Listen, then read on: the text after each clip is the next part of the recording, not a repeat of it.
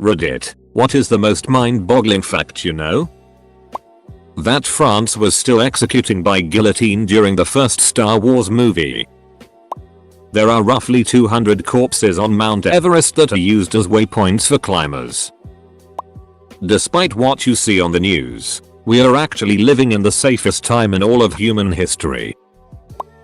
Betelgeuse is the 31st biggest star we know of in the universe. It is so big that, if you replaced our sun and put Betelgeuse in its spot, Betelgeuse would almost reach Jupiter's orbit.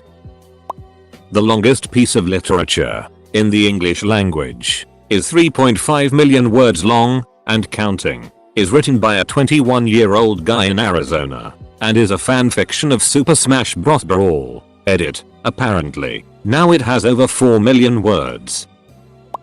Olympus Mons on Mars, the tallest known mountain in the solar system, is so large at its base that an observer on its peak wouldn't know he was standing on a mountain because its slope would be obscured by the curvature of the planet itself. Edit, thanks for the gold kind Reddit stranger.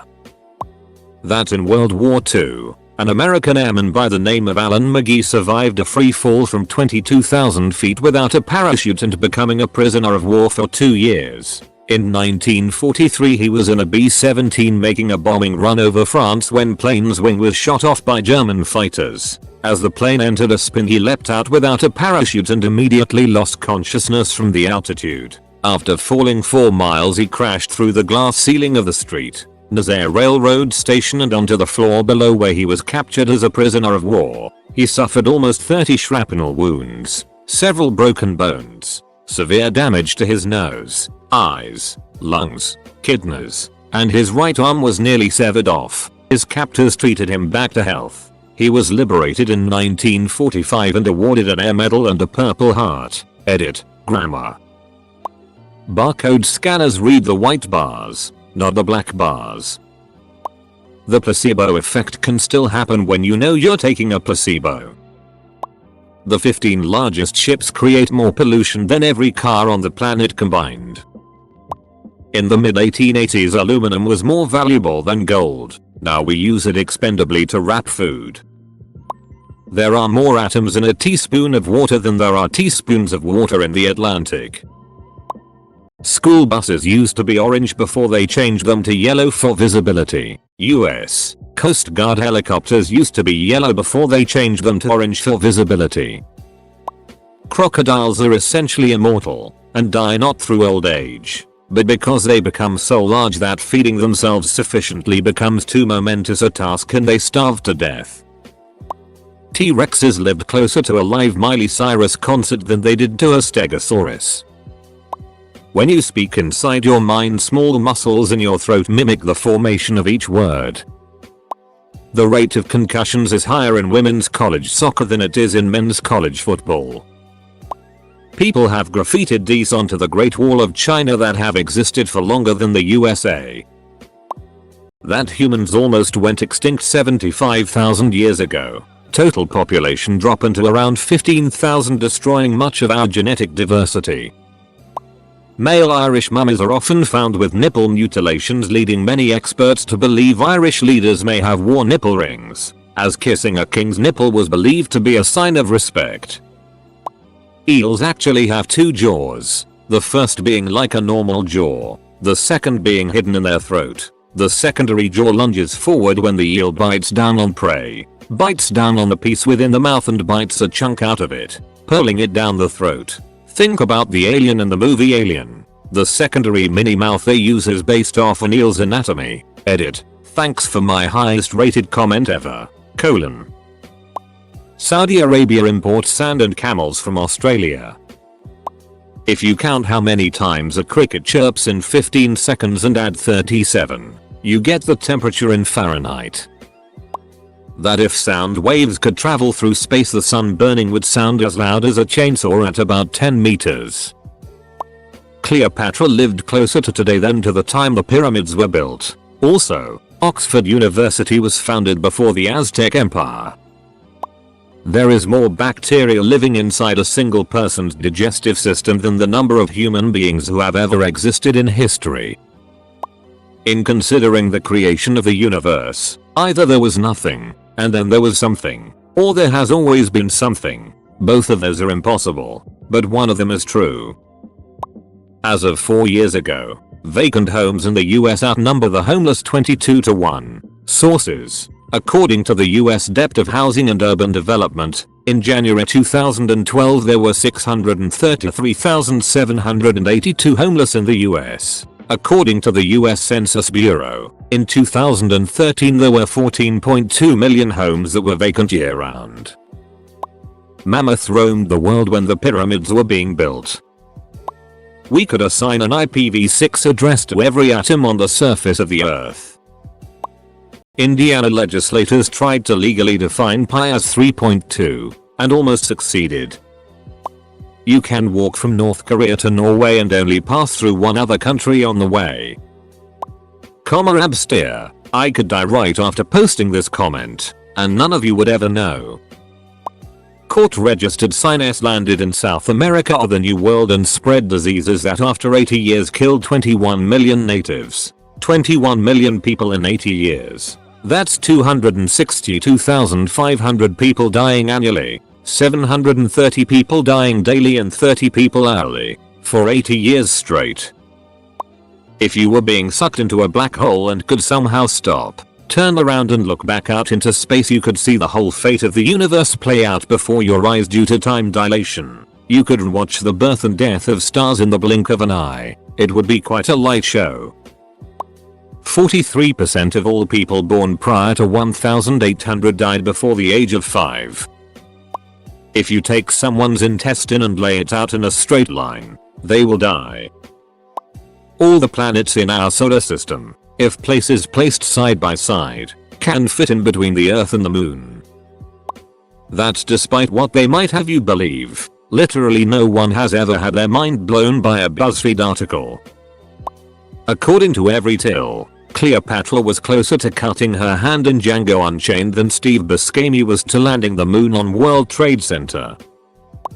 The random events, the accidents, and the conscious decisions that took place just to get me here. I just think of my own life and how I would have a totally different wife and kids if my dad didn't take XX job in XX city, or if my parents didn't get divorced. Or of course me not even being here at all if they didn't have a sex that night I was conceived, etc. What if mom had a headache that night or dad said something wrong at dinner? Or what if he did and it was the makeup 6 that really got me here? Then multiply all those possibilities times each preceding generation and thousands of years of ancestry and humanity.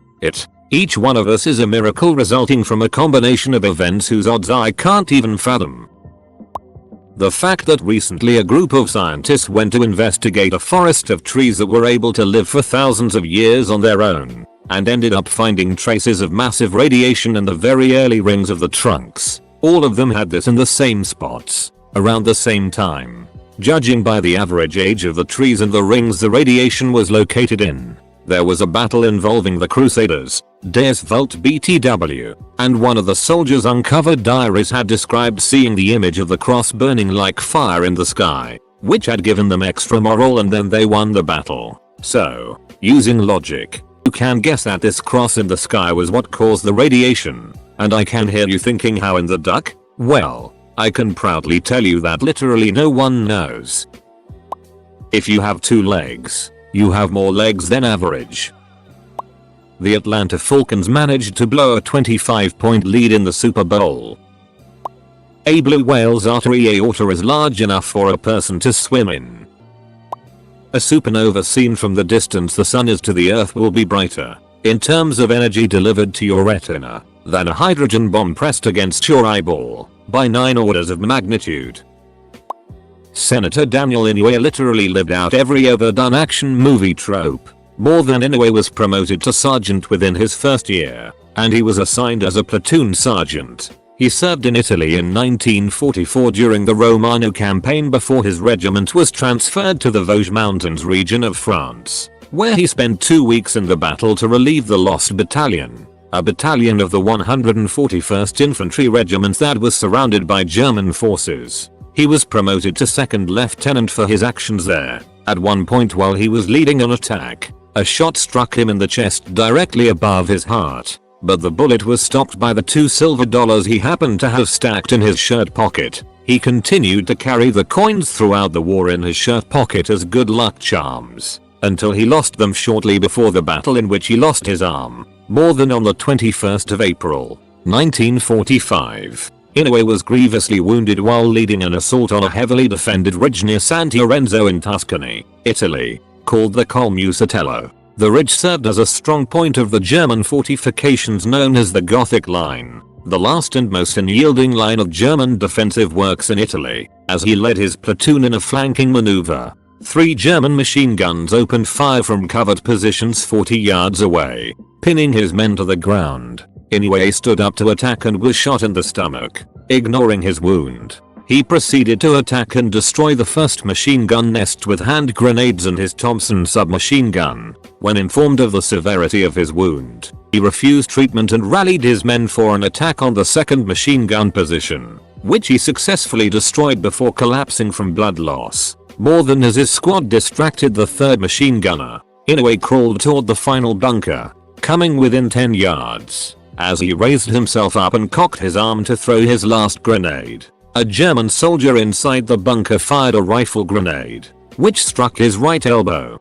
nearly severing most of his arm and leaving his primed grenade reflexively clenched in a fist that suddenly didn't belong to me anymore. Inoue's horrified soldiers moved to his aid, but he shouted for them to keep back out of fear his severed fist would involuntarily relax and drop the grenade, while the German inside the bunker reloaded his rifle. Inoue pried the live grenade from his useless right hand and transferred it to his left. As the enemy soldier aimed his rifle at him, Inoue tossed the grenade into the bunker and destroyed it. He stumbled to his feet and continued forward, silencing the last German resistance with a one-handed burst from his Thompson before being wounded in the leg and tumbling unconscious to the bottom of the ridge. He awoke to see the worried men of his platoon hovering over him. His only comment before being carried away was to order them back to their positions, saying nobody called off the war. More than the remainder of Inoue's mutilated right arm was later amputated at a field hospital without proper anesthesia, as he had been given too much morphine at an aid station and it was feared any more would lower his blood pressure enough to kill him.